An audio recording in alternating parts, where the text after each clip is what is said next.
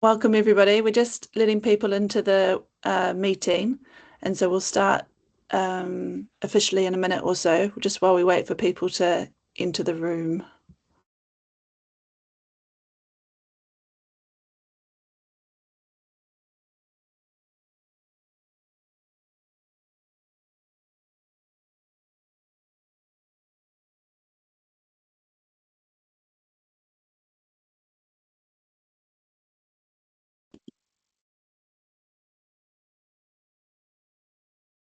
If you want to put in the chat while we're waiting, where you've come from today. It's always nice to know where our audience has come from. So if you want to do that, that would be fantastic.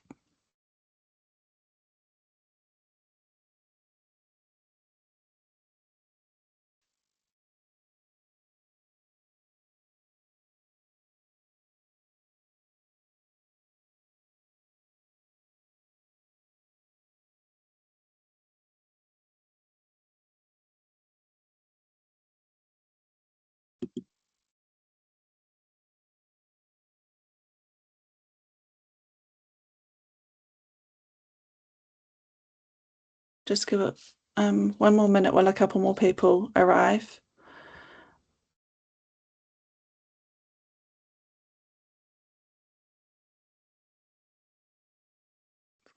Poland and Switzerland and Manchester so far, so this is great.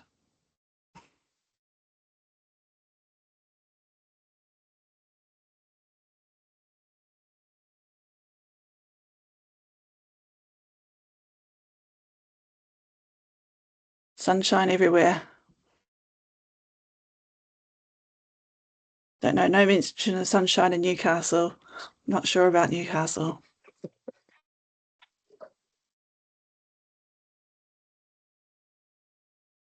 Turkey and Belgium. Brilliant.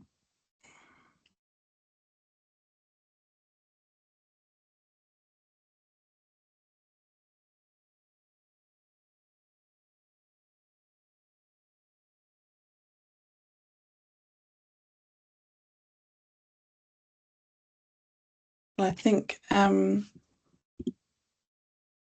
we might start. So welcome everybody to this webinar series today. As you can see on your slide, this is a webinar as part of the Meaningful Participation and Voice series, which has been produced by the PAAR-Net Cost Action, and specifically the working group on community and place. And this cost action, as all cost actions, are funded by the European Union, so we're grateful for that funding. And this is the first in a series of 3 webinars, and we hope that you'll be able to join the rest as they go on. But today we're here with Rodrigo Serrat from the University of Barcelona. In Barcelona, he's an associate professor and member of the Gerontology Research Group in the Department of Cognition Development and Educational Psychology. And his research focuses a lot on civic participation and engagement in later life, exploring issues of diversity and inclusion in different contexts, such as local and state policy making, volunteering and political organisations, different interests group and community groups, and aged care facilities. He recently produced a book last year, which has been very helpful in promoting the idea of civic participation in older people, and I think he'll be talking more about that in his presentation. So just to say the webinar today is being recorded. We can take questions in the question and answer box in the top, and we'll address those at the end. Hopefully there'll be a bit of interaction during the talk, so please partake in that. Other than that, I'll hand over to Rodrigo for the next sort of 30 or 40 minutes, and then we'll come back at the end together. So thank you very much.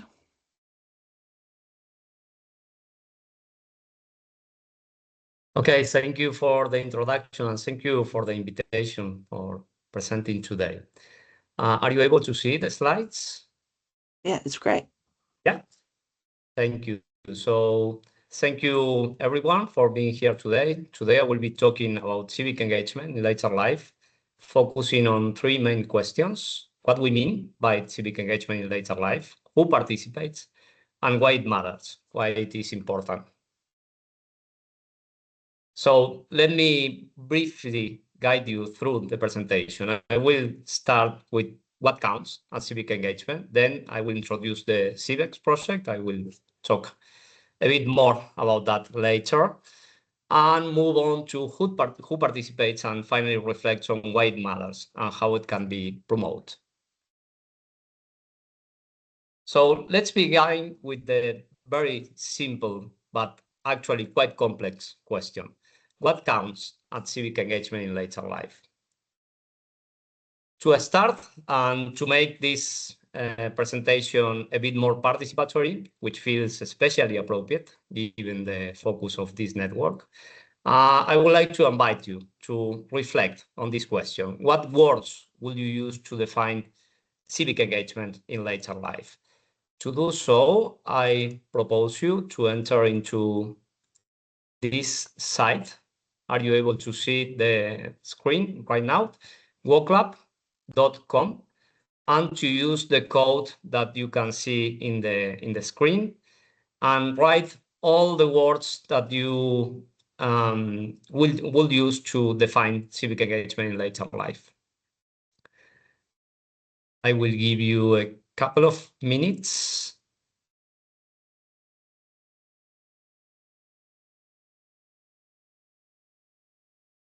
You can use your computer, your phone, your time.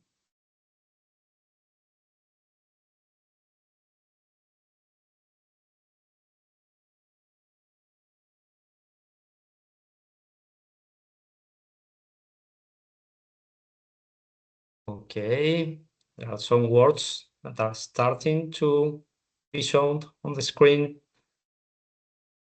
Okay, wonderful.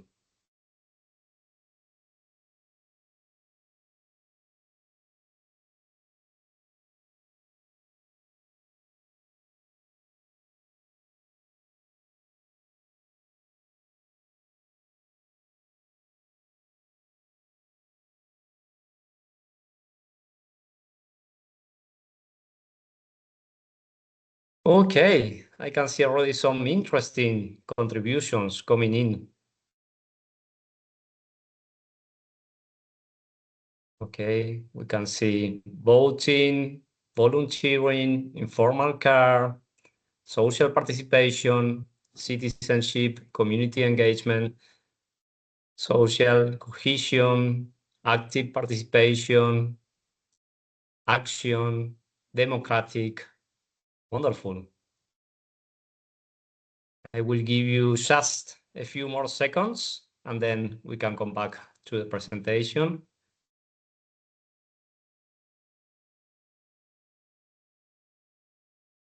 Okay, change, integration.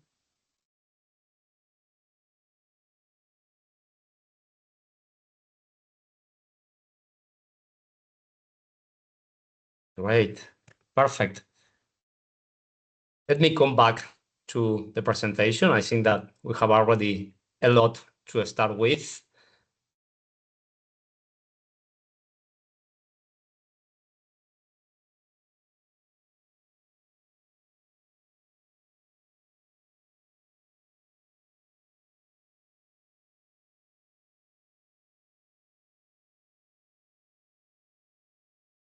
Okay.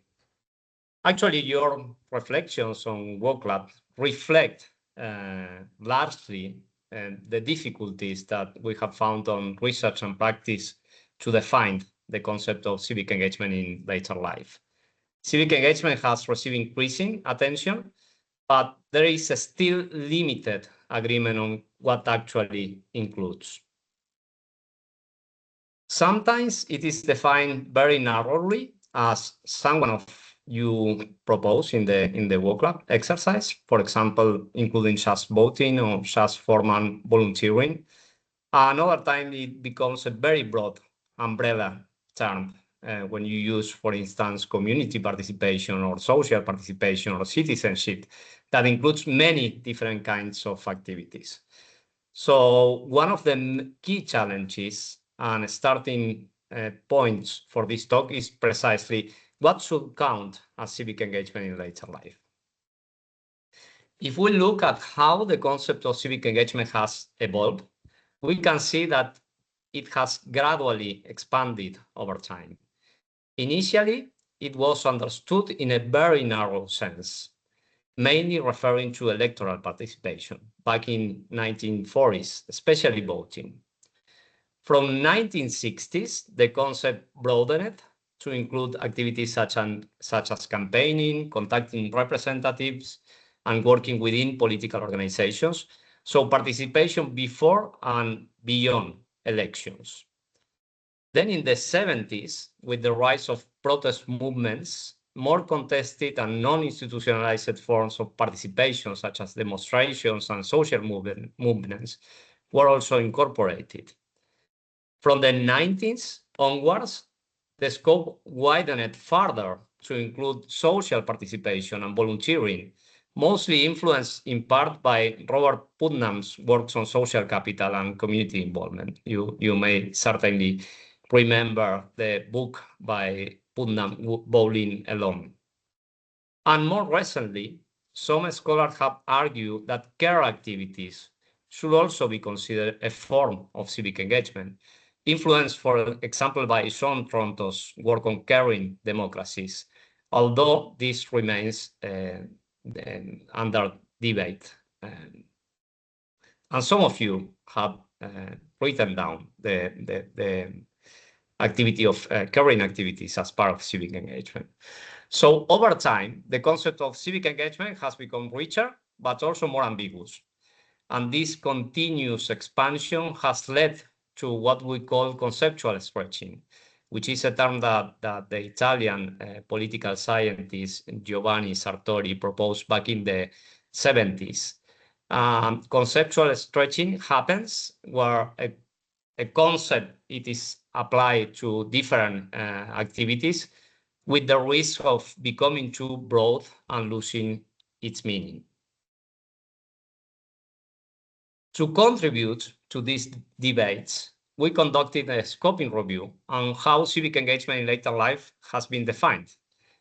Based on this, we developed also a conceptual framework, later refined in a recent book chapter that I will talk about later. So what I will present next builds on this work, moving from a fragmented definition of civic engagement in later life to a more structured understanding of what we mean by civic engagement in later life. To bring some structure to the definition of this concept, we develop a framework based in two simple dimensions: the objective of the activity, which can be helping others versus influencing decisions, and the form in which the activity takes place. That can be in an informal way or a formal way. This allows us to distinguish between different types of civic engagement, from informal helping behaviors to formal volunteering and political participation, both in a non-institutionalized form and in an institutionalized or formal form. And importantly, all these activities can also take place online. So we can talk also of online civic engagement, a concept that you haven't mentioned in the work lab exercise, but probably that connect with some of the things that you will consider within the concept of civic engagement. To identify key gaps in the literature on civic engagement in later life, we conducted also a scoping review in 2020. Of course, the field has continued to evolve, and the review will now benefit from an update. But I believe that the main patterns that we found then still hold. And the first things we observe is clear an imbalance in the literature on civic engagement in later life. Although research on this topic has grown significantly over the past decades, not all types of civic engagement have received equal attention. As shown here in the slide, the vast majority of studies focus on collective forms of social participation, particularly on formal volunteering, which clearly dominates the field. In contrast, other types of civic engagement, such as informal helping behaviors, political participation, or collective political action, have received much less attention and have remained relatively stable over time. Another takeaway from this review is that the diversity of older adults is largely missing from the picture. Over 80% of the studies that we review, and we review almost 400 empirical studies, focus on older adults as a general group without considering differences within the population of older adults. Only a small number of studies look at a specific groups, such as people with disabilities, women, migrants, ethnic minorities, people living in long-term care facilities, and so on and so forth. And when they do, they look at this diversity within the older population only to a limited extent. A third key takeaway of our scoping review is that the contextual influence of civic engagement in later life remain as well underdeveloped. Most research focus on individual level factors, things like resources, motivations, educational levels, income levels, and so on and so forth are widely considered in the literature. But much less attention has been paid to the context in which engagement takes place. For instance, the role of communities, the role of neighborhoods, or the broader societal and policy environments and the role that they have on civic engagement in later life. So it is particularly relevant, I would say, this finding for the community and place group within PAAR-Net. And also, as the map suggests, the evidence that we have on civic engagement in later life is also geographically concentrated, mainly in Anglo-Saxon countries, which limits also our understanding of how different context shapes participation in later life. A final takeaway from the scoping review is the dynamic life course nature of civic engagement is largely overlooked. In fact, 90% of the studies that we analyze take a static view, focusing on participation at a single point in time. But as the images here illustrate, showing in this case Barack Obama, across different stages of his life, people's life evolve and do so also their form of engagement. Civic engagement is not fixed. It is shaped by life transitions, opportunities, and changing roles that people assume over time. So building on these gaps in the literature, we developed the Civic project. The idea was to move beyond these limitations, to better capture the diversity of older adults, the range of civic activities in which they engage, and the contexts and processes shaping participation and inclusion. More specifically, Civic aims to investigate exclusion from civic engagement in later life, focusing both on its key features and on older adults' own experiences of such exclusion. The project also seeks to identify evidence-based policy responses to address these forms of exclusion. To do this, we work across 4 European countries, selected to reflect different welfare regimes and cultural contexts, specifically Belgium, Spain, Sweden, and Finland. You can see here the link to our webpage and our LinkedIn profile. Of course, it is quite difficult, I realize, to copy all this information, but if you do a search on Google, you will certainly end up with our webpage and our LinkedIn profile. Civic offers a nuanced understanding of civic engagement in later life, approaching civic engagement as multidimensional. We highlight the need to broaden the scope of civic engagement activities to include informal helping behaviors, associational participation, formal volunteering, institutionalized and non-institutionalized political participation, as well as digital civic engagement in later life. We also understand civic engagement as multi-determined. We try to show that civic engagement is shaped by multiple factors, and it is best understood through a socio-ecological model that considers influence not only of the micro level, but also of the meso and macro level. We also understand civic engagement as a dynamic process, and we highlight the importance of considering older adults' lived experiences and life course trajectories in understanding civic engagement in later life. And we understand as well civic engagement as a diverse phenomenon. And we therefore highlight the need for greater attention to the experiences of hard to reach and potentially marginalized groups of older adults. We employ both quantitative and qualitative methods to explore these issues. The objective of the quantitative study was to examine the influence of micro, meso, and macro level variables and multi-dimensional civic engagement in later life. And in this study, we analyzed data from basically two European surveys, the Survey on Health, Aging and Retirement in Europe, and the European Quality of Life Survey. And the objective of the qualitative study was to understand the experiences and trajectories of civic engagement among potentially marginalized groups of older adults.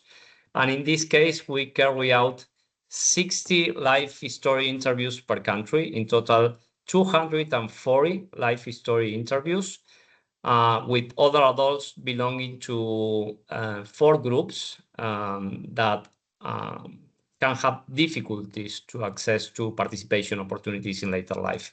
These are older people living in long-term care facilities, older adults receiving formal health or social care at home, older adults living in socially disadvantaged urban areas, and other adults with a non-European background who have migrated in adulthood to Europe. Let's now move to the second part of the presentation. I hope that the first part helped you to have a better understanding, a clearer understanding of what we mean by civic engagement in later life. In this second part, I will try to address the question of who actually participates in civic engagement in later life. To explore this question, we rely on data from the European Quality of Life Survey. This is the 2016 wave covering 33 countries, including EU member states and several neighboring countries. I know that 2016 may sound a bit outdated, and in some ways it is, but this is currently the only survey that includes comparable indicators across multiple types of civic engagement, not just one or two, as most of the surveys that we currently have. So despite its age, it remains a very valuable source for this kind of multi-dimensional analysis. In our case, this is a survey addressing people over 18, but in our case, of course, we focus only on older adults, and we have a sample of over 9,000 participants. So I have been talking for a while now, and I think it is a good moment to bring you back in. So I will invite you to participate again in a survey. So you will see in the screen, I will share the screen. Let me share the screen again. And let me go to the next question.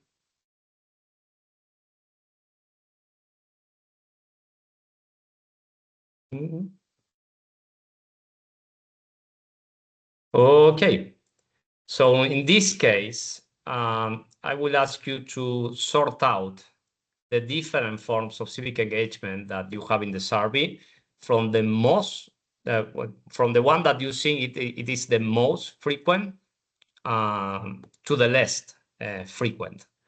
So again, you need to access to woclab.com and use the code.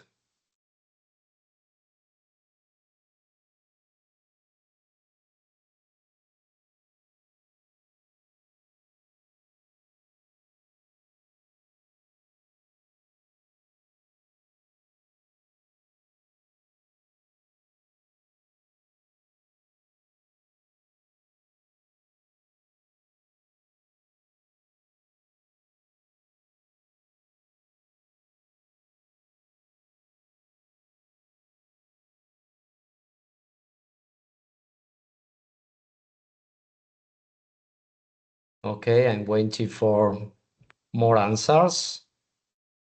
We have currently 9 answers.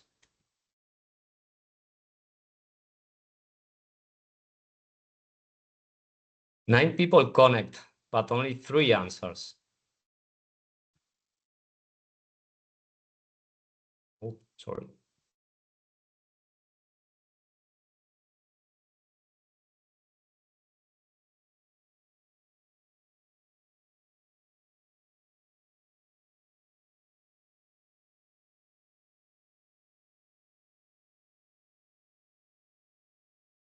I'm sorry if I may ask or point out that when I try to connect and it's the same code than earlier, I go back to the former survey. I don't know if others have the same issue. Let me check if I can do.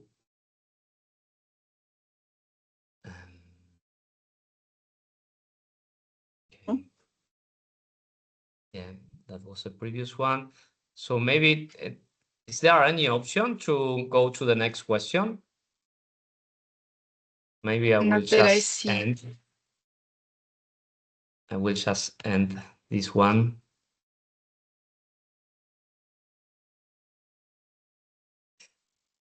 I don't know how to end this one. Okay, this is a problem of a live presentation, sorry. Let me check if I can do anything.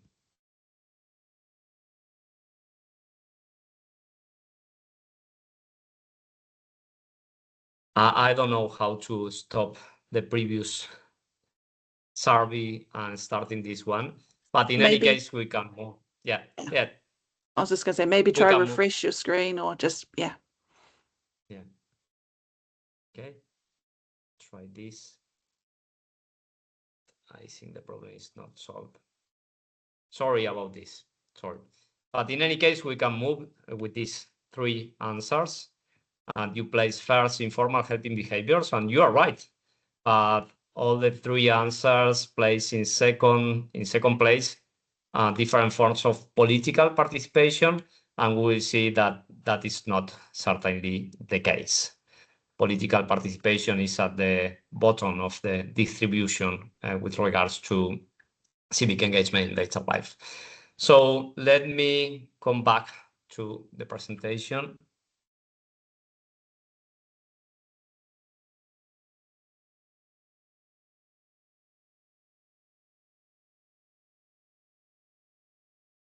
To advance.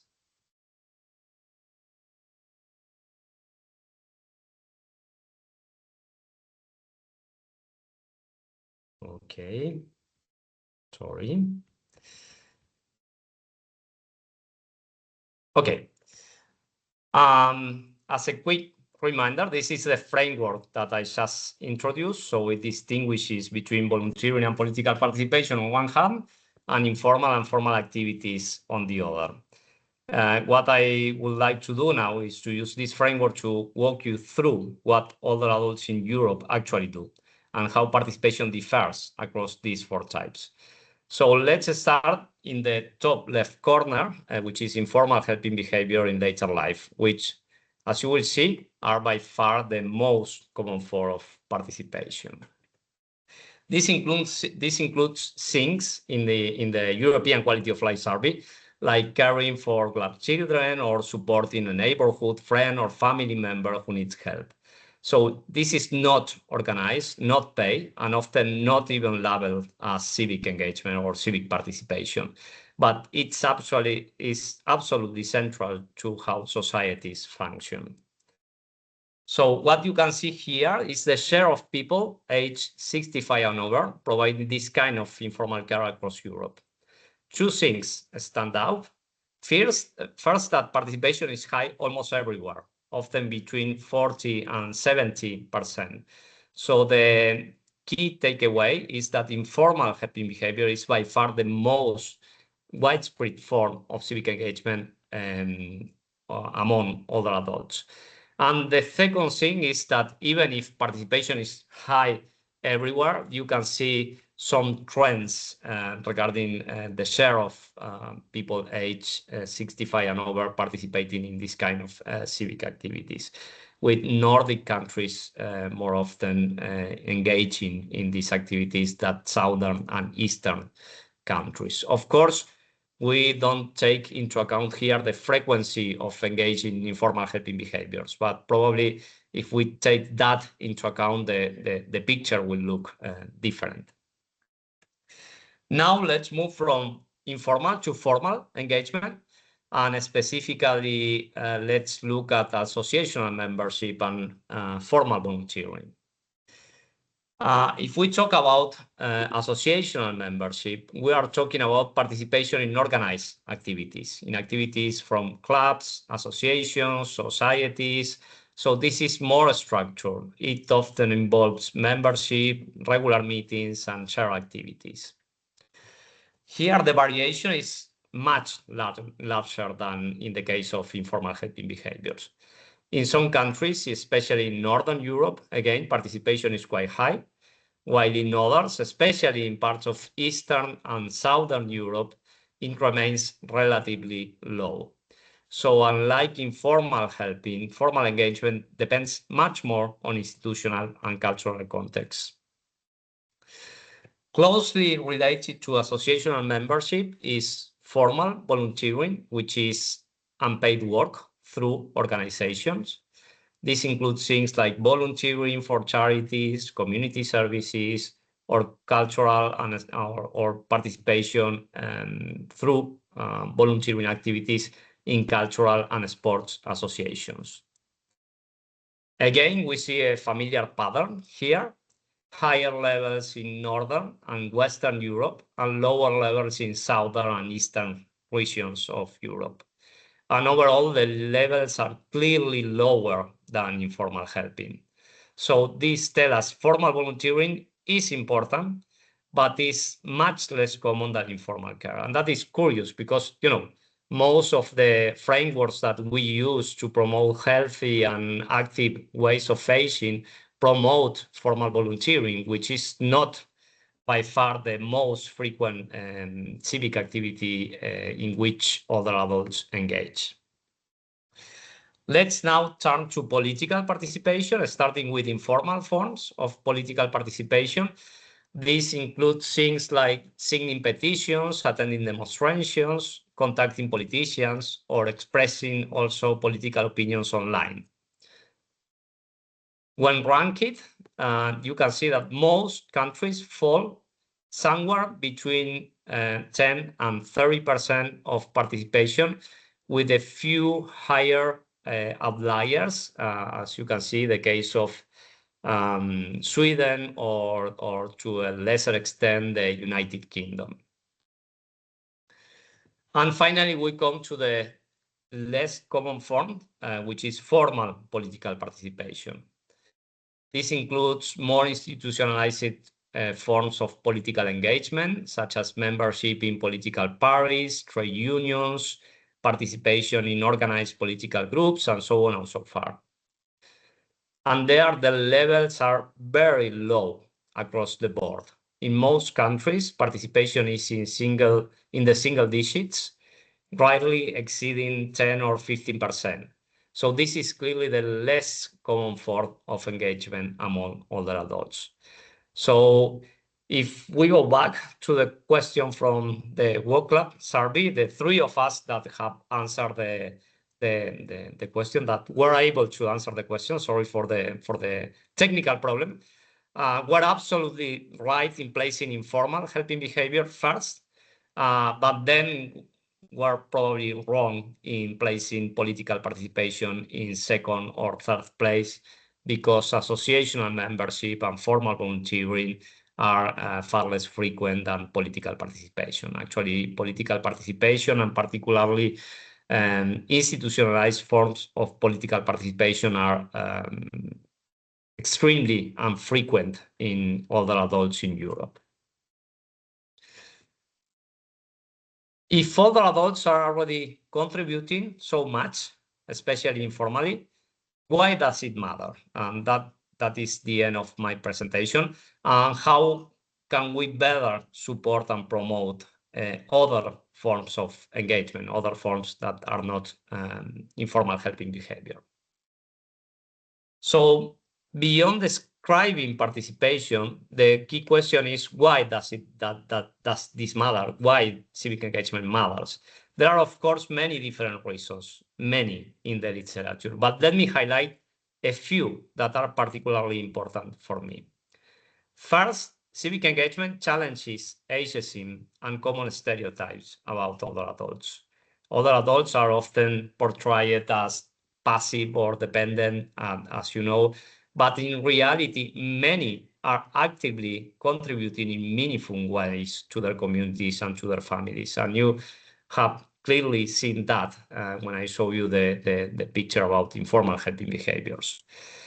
Second, and related to this first point, much of the contributions that older adults make to their families and communities, especially when they engage in informal helping behaviors, remains invisible, even though it provides essential care and supports that societies rely on. And third, civic engagement strengthens not only communities and democracy, but also intergenerational connections. For example, through caring for grandchildren or engaging in community activities, older adults help maintain these links between generations. So overall, this is not just about participation. It is also about how we understand aging, how we understand solidarity, and how we understand the role of older adults in society. So building on everything we have seen so far, the key question becomes, how can we better support and promote civic engagement in later life? As part of Civic, we develop a policy brief that brings together our main findings and translates them into concrete recommendations. For those interested, the policy brief is available in 7 languages, and you can access the policy brief scanning the QR code in the slide, but I can send you also the link later on, and this is also in the webpage that Patty has just shared in the chat. Based on our findings, this policy brief proposes 4 key recommendations to better support civic engagement among diverse older populations. First, we need to recognize the multi-dimensionality of civic engagement. This means broadening how we define engagement, moving beyond formal volunteering to also include informal helping behavior, associational memberships, and digital participation as well. It also means aligning opportunities with people's motivations, so engagement can be meaningful and sustained over time. Second, we emphasize the importance of enhancing accessibility and equity. Participation is not equally distributed, and many older adults face structural barriers to access civic engagement in later life. So this involves promoting age-friendly and digitally inclusive initiatives, as well as sharing good practice to reduce regional inequalities in civic engagement. Third, we highlight the need to adopt a life course perspective. Civic engagement in later life doesn't start at retirement. It is shaped by earlier life experiences, transitions, community advantages and disadvantages. So policies need to be flexible and responsive to these trajectories as well. And finally, we stress the importance of embracing diversity within other populations. Other adults, as you know, are not an homogeneous group. We need to recognize their different needs, motivations, and forms of engagement and address the specific barriers faced by those on marginalized positions. Before finishing, I would also like to briefly highlight an important output of this project. We have recently published a book in 2025, which is a direct outcome of Civics. To our knowledge, this is the first book to comprehensively address civic engagement in later life from this multidimensional perspective. It brings together 14 chapters written by 25 authors from 14 different countries, offering a wide range of perspectives and covering both current trends and key challenges. And importantly, the book is published as full open access, so no excuses to not read the book. It's freely available to everyone without paywalls. So if you are interested in exploring this topic in more depth, I would really encourage you to take a look. Before concluding, I would also like to emphasize that this work is very much the result of a collective effort. Civics brings together researchers from different disciplines and countries, and you can see a picture there of our final meeting in Brussels. But just as importantly, it has been shaped as well through continuous engagement with the stakeholders. This includes policymakers, practitioners, civil society organizations, and of course, older adults themselves. Their insights, experiences, and feedback have been essential, not only in identifying challenges, but also in shaping the recommendations that we have discussed today. And I think this is particularly important when we talk about civic engagement, because promoting participation, of course, also means practicing participation in how we conduct research and how we develop policies. With that, I would like to thank all the partners and stakeholders in the project. And of course, thank you all for your attention. I will be more than welcome to answer any question or comment that you may have. Sorry that I exceed a bit the time that I have allocated. That was only 30 minutes, but hopefully not that much. That's brilliant. That's great timing. So thank you very much, Rodrigo. That's a really good summary of the work that you've been doing around civic participation. I invite people to turn on their cameras if they want to show their face and participate in the discussion. We've got about 15 minutes now for questions at the end. There is a question box at the top. If people prefer, I can unmute you though, and you can ask in person. But there's already a couple of questions up there, so I don't know if you can see them, Rodrigo, but I'll read them out. Yeah, no, so I will look at them. The first one is about place of living. It's a question from Estelle. She's asking, does the place where someone lives, so like at home versus an institutional care setting, for example, or the level of the support and the care need that the person needs, influence the levels of formal political participation? Asking because it's known that although voting is compulsory in Belgium, it can be quite common for people living in care or with high care needs to receive a medical certificate to exempt them from voting. I'll just add on to that. I'm not sure actual formal voting was included in your definition of formal political participation. So if you can clarify that, that would be great. Yeah. Regarding the first question, the economic weight of these various forms of civic engagement, I don't know any, publication covering all types. But of course, there are some publications covering some of these types. For instance, the economic weight of informal helping behaviors or caregiving or formal volunteering. I can take a look at these papers and send you some reference to you if you are interested on that, Estelle. But I don't know any, publication covering all the types and estimating the economic weight of each of these types.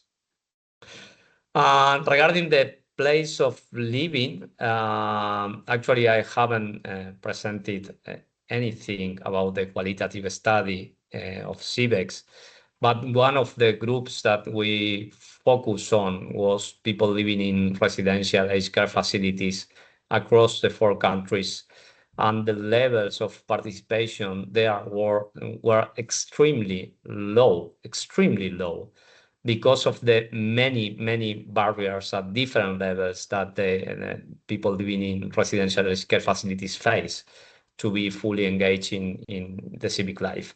And we are not talking only about, individual level barriers. That is important to be stressed, because many people think that, the people that live in residential aged care facilities cannot participate because they have health issues, because they have mobility limitations, because they can potentially have cognitive declines, and so on and so forth. But we detect in our research that there are many organizational barriers to civic participation, and that there are also a lot of contextual barriers to civic participation as well. So it is not just a matter of individual willingness or individual capability of participating. It is as well a question of asking ourselves how these organizations and how the context in which these organizations are placed prevent or promote the participation of other residents. We have published a paper on that, which is in the Journal of Gerontological Social Work. It was published as 1 month ago or 2 months ago. So you can take a look at the reference as well in the Civex webpage. And regarding the support need for people living in their home and receiving some kind of social or health support, it is more or less the same picture that I depict regarding the group of people living in residential aged care facilities. In the case of voting, of course, we include Belgium. It was part of the Civics project, and we know that voting in Belgium is compulsory, which is not the case in Spain, in Sweden, and Finland, the other 3 countries involved in the project. But even taking into account that the vote is compulsory, people living in residential aged care facilities have a lot of difficulties to access polling stations. And some people is not able to vote because they don't find the support from the organization, they don't find the support from the context to access the voting facilities. That is quite typical, that they need to rely on personal networks. If they have, a family member, a daughter, a son, someone, bringing them to the polling facility, to the voting facility, then they are able to vote. If that is not the case, the organizations, the residential care facilities don't have, in most cases, resources to allow people to vote. I hope that this answered your question, Estelle, but happy to continue the conversation. Claps from Estelle. Thank you very much, Estelle. There's a question there from Stephanie as well, asking what about engagement in citizen science projects? And I guess you could extend that to, co-researching with academic work. Where does that fall? Where does that fall in the model? Yeah, well, we haven't considered engagement in research projects or citizen science projects as part of Civics. This was not part of the conceptual framework that we use. Of course, there are many difficulties to explore this because this is not included in most European surveys. So to conduct, a proper quantitative study on that will be difficult, relying only on secondary data. And you need probably to gather primary data for that. But even, the dimensions that we consider, it was extremely difficult to find a suitable survey to work with. we finally end up with the European Quality of Life Survey because it was the most comprehensive on that level. Regarding our own approach to this matter in the project, we work closely in each of the countries involved with a stakeholder organization that was in most cases an older adults organization. For instance, I can tell you the experience in Spain.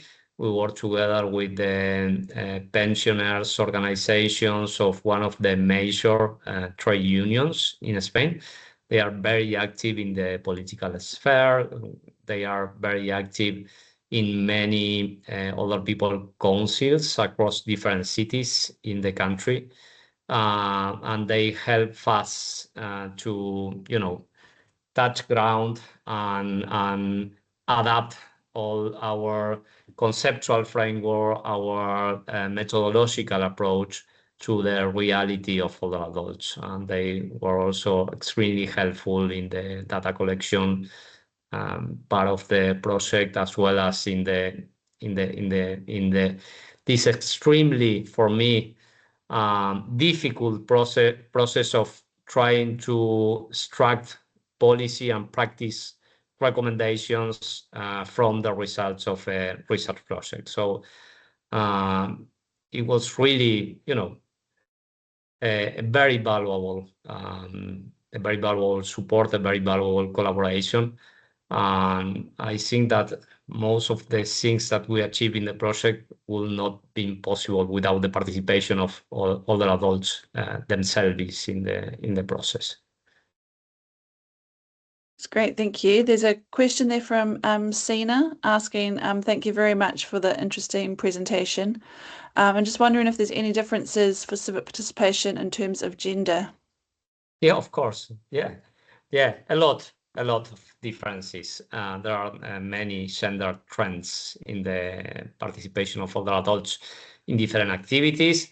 As you know, informal helping behaviors are far more frequent among women than men, and the contrary is the case in political participation, in which men tend to be more active than women. We also explore how life course transitions affect different types of civic engagement among men and women. And we have found also very interesting trends there, because for women, particularly the investment in caring activities many times across their life imply a stop, stop of participating in other activities, which is not the case for men in many cases. So that means that, if a woman at some point of her life course becomes a mother, it is more often the case that she will stop to being engaged, for instance, in formal volunteering or political participation, than in the same scenario if a man becomes a parent. So there is this type of, life course effect that are also gendered, and it has a gendered impact on civic engagement as well. There was just a sort of a follow-on to that question, or a question that came through at the same time, asking about differences as well as gender, about age, so maybe the oldest old or older old, and also education. Were there any other examples from those sort of characteristics? Yeah, the problem with the oldest old is that they are not actually represented in many European surveys. The numbers are not high enough to conduct proper analysis, and that happens in the survey on health, aging and retirement, as well as the European Quality of Life Survey. Most of the participants there tend to be in the younger age range, so they tend to be age 65 and 75. But it is extremely, infrequent to find people age 80 or 85 plus there. So we don't have enough data in the quantitative service to make any conclusions about the impact of age in this case. And I'm afraid that a bit of the same happened in the qualitative study that we conducted within Civics, because most of our participants were also in the younger age range. For instance, when we approach participants living in residential aged care facilities, one of the criteria for including them was being able to consent to the interview. That means in many cases to not have a high level of cognitive impairment. So we end up with a younger sample, with the most preserved in a sense. We were looking for the ones that were excluded from participation, and the ones that we finally had were excluded in that for participation. But our suspicion is that, you know, the ones that we were not able to interview were even more excluded from participation because of their you know, particular personal situation. And the other was regarding education, right? The Yes. question was regarding education. Yeah, of course. This is a common assumption in civic engagement literature, and there is a lot of research supporting that. People with higher level of education tend to participate more in all type of civic activities. The only exception is informal caring, which is not associated with educational level. And it has a reason, you know, because informal helping tends to be perceived as compulsory in a sense, you know. It is something that you don't choose in a free way or explicit way, but something that comes to your life at some point, and you know, you just engage in this type of activity. Yeah, that's great. There's a question that sort of relates from Marion as well about the qualitative work that you did in the interviews that you conducted, particularly with adults who were at risk of exclusion, and asking if you could tell us a bit more about how you reached and approached the older people that you interviewed. Yeah, of course, there are different situations regarding the 4 groups, but I will briefly explain that. Regarding people living in disadvantaged urban areas, we use economical indexes across the 4 countries to identify these areas. And then we work through gatekeepers, mainly neighborhood organizations or social organizations in the different countries, to, you know, approach participants. That it implied a lot of field work and a lot of time in the field of our interviewers to reach these participants. Regarding people living in long-term care facilities, it was quite difficult to reach the ethical approval in the 4 countries, because they are in you know, many ethical committees constructed as vulnerable populations, so it was quite difficult to access. And we use as well gatekeepers there. And I already told you about the type of profile that we end up interviewing. And the same for people receiving health and social care at home. We work with organizations providing care or social care at home to approach participants. And the last group was older migrants. And in this case was easiest in some countries, as in Spain, for instance, because most of the migrants that live in Spain come from Latin American countries. So we share the same language, which facilitates a lot the work of interviewers. But that wasn't the case of people living in other countries, such as Sweden or Finland. And in this case, and in the case of some interviews, they need to use translators for conducting the interviews, with all the complexities that this brings to the project, of course. It was a very extensive, time-consuming and energy-consuming data collection, but we end up with a very interesting data set, and we are not now trying to, you know, analyze the dataset and continue publishing on this project. That's brilliant. That brings us to the end, I think, quite nicely. So fantastic timing there, Rodrigo. And yeah, again, fascinating discussion. And there's obviously a lot more to be learned and understood in the area. But I think the framework that you've been developing is really helpful in that process. So thank you again. I've put in the chat the next webinar session.